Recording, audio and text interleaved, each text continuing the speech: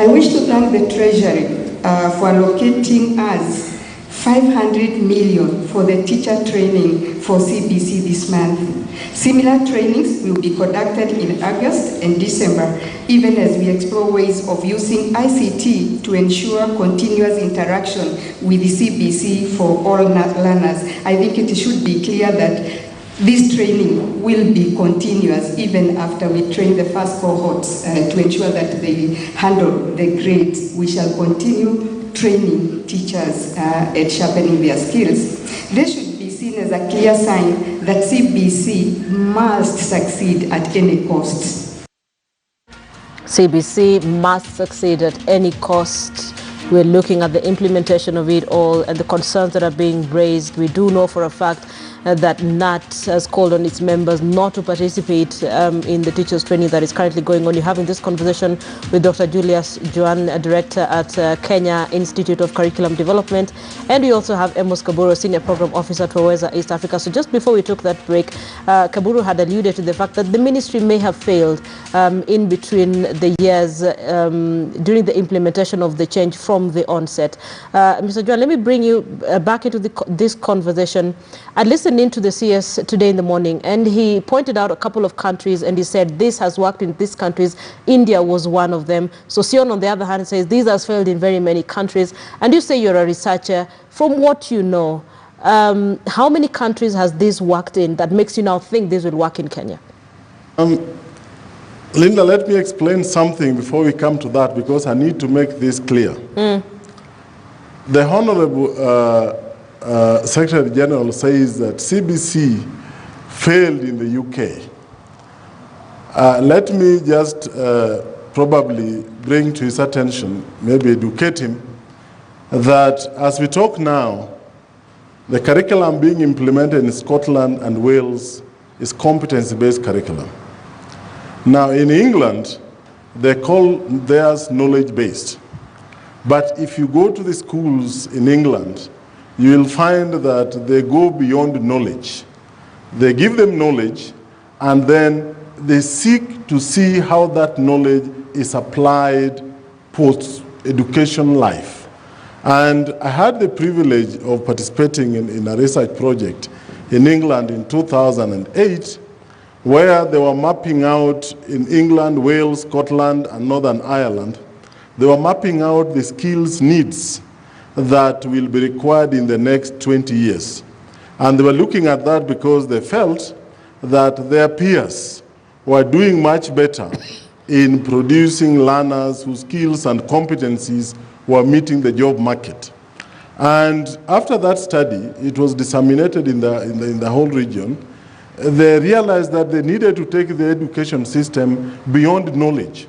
So let me explain about South Africa, because I think, again, the Honorable SG does not seem to have adequate information on that. In South Africa, they call their curriculum outcomes-based. And in trying to teach competencies and skills beyond the knowledge that people acquire, you can call it competency-based, you can call it outcomes-based, you can call it skills-based. In fact, a country like Finland has gone ahead and called their phenomena-based, because they even want to do away with what we call learning areas or subjects, so that learners go to school, they find their bearing, and then they pick up from there.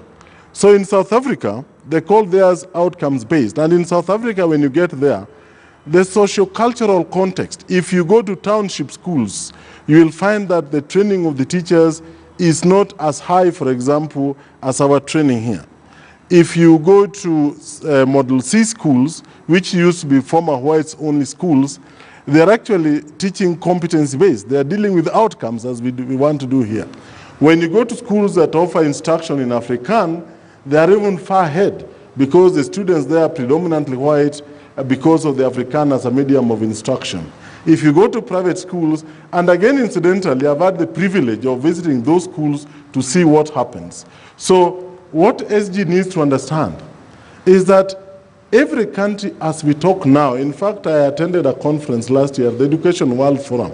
There's like a race to try to make curriculum to be compliant with the changing times. Okay. So every country, as we talk now, is trying to make their curriculum a 21st century curriculum. And probably this is where SG gets confused, because he says CBC is good, he says 844 is good, he says it is the process which is the problem. So we really don't know, because earlier, when we met on the 3rd of January 2018, we got a recommendation that now, from them, we need to spend at 2018 doing more pilot, so that after that, then we can roll out in 2019. And in the doors of KICD, on the 3rd of January 2018, he confirmed that he was supporting the process because now he agrees with what was being done. Come 2019, again, he said the teachers are not well trained, you need to train the teachers. Okay. Now the teachers are being trained, and now they say, no, teachers should boycott. Well, teachers went for training. What did they do? In some few places, they went to remove teachers from the classrooms. So we really don't understand exactly what the drive is, other than the fear of reducing their numbers when we have grade 1 to 6 in primary. He says he doesn't have an issue with the numbers being reduced, but Amos Kabori, you've said that the ministry failed. The CS says there's no turning back on this. The teachers are already being trained. There has been an issue that has been raised with respect to how much public participation was there and how much capacity do we have for the trainers just to train these teachers, make sure they're ready to go by the time they're required to. What is it that stands out for you in terms of concern that should be addressed before this is rolled out entirely? And while you're at it, I'd like to just request for that statement from the police, because you've alluded to the fact that you have people going to pull teachers from their training centers. Can we have that at some point on there? Kaburu, go on.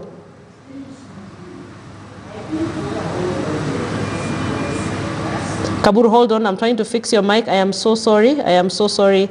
I am struggling to hear you. So let me just continue to engage Dr. Julian Juang. So, sir, public participation, the capacity of the trainers, how much teachers do we have? And this is a concern that came in from the word go, because I remember speaking to a couple of parents when we had the pilot program, and they're saying the teachers have no idea what they've been teaching in the first place during the pilot program. So are these issues that have now been fixed? Linda, we got that feedback when we did the initial pilot. When you're doing a pilot, you get feedback and you look at what you can do differently. And what we went on and did, you will allow me to just show you. We went and developed a book, a guide that has content of what the training is supposed to cover. It also deals with components of assessment, because that is feedback that we also got during the pilot that the teachers were having a challenge with. And so this is what is part of what is being used for the training process. And basically, that is what the pilot was supposed to do. But allow me to explain something. I must admit that, with all due respect, I find it disrespectful for the SG to declare that the people who are training teachers are incompetent. I mean, that is a very sad language to use, because the master trainers that we have at the national level are people from TSC, from NEC, from Semester, from KC, from KICD. I mean, they are teachers who have been involved with the curriculum process. When you go to the next level, we have the quality assurance officers, and we have the TOTs, who are the curriculum support officers. Curriculum support officers are teachers who have been in the system for a very long time. They are people who read, and therefore I find it completely disrespectful for the SG to declare that the curriculum support officers in the field, that education officers in this country are incompetent and therefore cannot take or undertake a training. I don't think that is something that we need to hear for somebody who wants to support an education system. Can Kaburu hear me? All right, just give me a few minutes. We're trying to see if I can get a final word from Kaburu, but what you're seeing on your screen right now is a press statement from the police. There were reports that there were teachers who were disrupting the training of their colleagues on the competency-based curriculum. So the statement says, A few individuals have threatened to disrupt the training exercise that is going on across the country. As law enforcement agency, that statement should be on the screen at some point. As a law enforcement agency, we wish to caution individuals or groups of persons who intend to interfere with the exercise that the police shall not hesitate to take stern measures against them. Instructions have been given to our county and sub-county commanders under the supervision of regional commanders to ensure that the training continues uninterrupted. It says we shall not allow anyone to unlawfully sabotage legitimate activities of government, and those culpable will be apprehended and be dealt with according to the law. That is a statement that has been signed, sent from the police on the teachers' training. Kaburu, can you now hear me? Allow me to address the person who has the mandate from the people of Kenya. That is President Uhuru Kenyatta. Mr. President, you've done a fantastic work. In the entire reform process, the President has been the champion. And therefore, allow me to address the President on this statement. Mr. President, your ministry officials have failed you big time in terms of the curriculum reform process. You need to call them to account and to explain to you the following. Number one, what is the prototype of the curriculum that they are giving you? When we see a system that is mature, what will it be looking like? There is even a more specific question. Come the year 2022, when you are supposed to walk into your peaceful retirement, Dr. Juan has given us a curriculum that is supposed to be transiting children to go to grade 7, which is called junior secondary school. Where are these schools? Has he given you the curriculum that is costed in terms of realistic resourcing of this curriculum? Or is this something that we are thinking that should be taken as an afterthought? Because these are the fundamental issues that the ministry has refused to recognize and deal with. And this problem started when we allowed the curriculum reform process to be steered by the cabinet secretary himself. And that is the reason why when we were unable to hold a meeting for 16 months, until when the meeting was held in December, we've not even had another meeting. Mr. President, call the top officials in the ministry and ask them the hard questions. They should not tell you all this beautiful stuff about the technical aspects of the curriculum. Ask them, this curriculum, how much does it cost for it to be implemented? They cannot be telling us every time that you have promised 25%. You can promise the 25%, Mr. President, but unless you ask these hard questions, they are going to leave you with another egg on the face, the same way they wasted 70 billions into the laptop project. And if this is not asked, then definitely we are staring to look at the possibility of what Honorable Sossion is saying to come right. We should not just bastardize people because they are asking us critical questions. We must ask ourselves, what does it take for us to implement CBC? Much as good as it is, unless we put our act together, we are not going to get it right. And if we don't get it right, it will be wasted resources down the drain. People must be asked the hard questions. People must be asked the hard questions. It would only be fair if I give Joan 30 seconds to respond to that. There are people in the ministry that are misleading the president. I don't think anybody is misleading the president. I mean, our president is a person who is very highly informed. And incidentally, the cost of the economics of the new curriculum is something that is there for those who want to see. And surprisingly, this curriculum is in the long run going to be cheaper than what we are spending in the current system. And therefore, I think appealing to the president, imagining that the president does not know the economics, what is going on, I think that is now going to the emotional component that I saw with the SG. Okay. I think let's look at the technical bits. Interestingly, nobody has asked us about the technical components of the curriculum in relation to what is happening in the country now. Okay. Nobody has asked why we are still subjecting children of 14, a child gets into class 1, and we start subjecting them to hard exams. Children are stressed.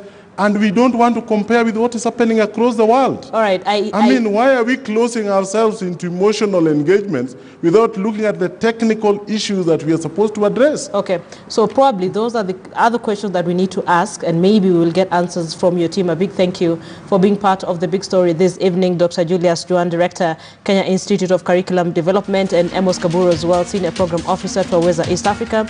A big thank you as well to Sophia Wanuna, our lead reporter, and Wilson Sossion, NAT Secretary General. That has been the big story. Thank you so much for watching. But allow me to leave you with a bite from Education Cabinet Secretary George Magoha on the degrees that we now currently have as a country. And in senior secondary schools, you will have several pathways. But if you are a musician, like I almost did, I was a musician, maybe I would have gone to the pathway of fine art, music, and performing arts. Do you get the point? Now, because that pathway was not there, I did the second best, which was STEM.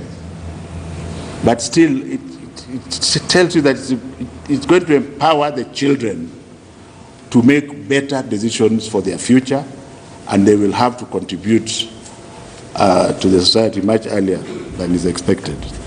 And I want to say this as I talk about this curriculum. A job is a job. The craze of going to university has to at one stage got to stop. Because you don't need to go to a university to be a very good messenger. But that's what we